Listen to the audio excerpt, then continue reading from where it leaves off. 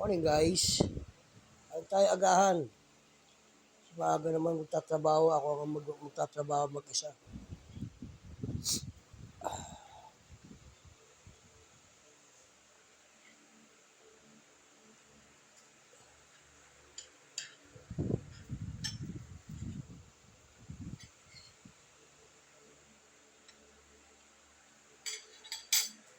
Noodles, tsaka pandesal.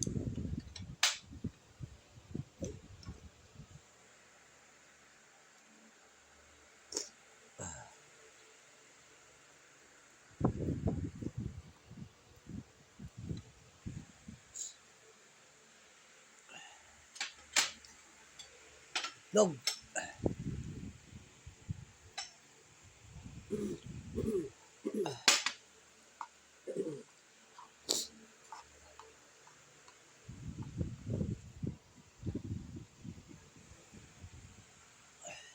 Sarap sa umaga.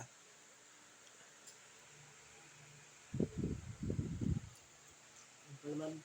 Oh. Sarap ng sabaw. Pinigay ko sa dalawa yung ganito. Isang gabi. Para agahan nila pag alis nila. Pagpasok sa trabaho. And tsaka kay Henry Bilar. Interview niya. Australia tsaka Lutenia. Lutenia.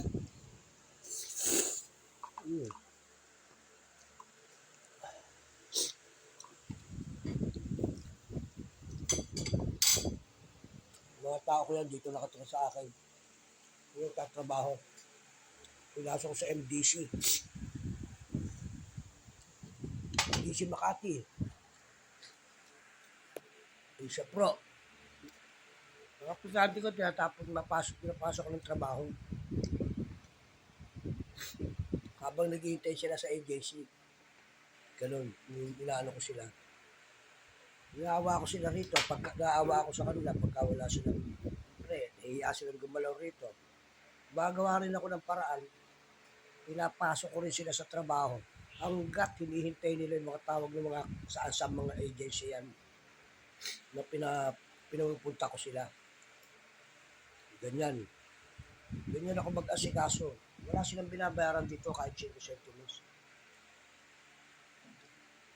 Ang tao dito pinagtatrabaho ko, pinasahod ko kaya ako naka-picture.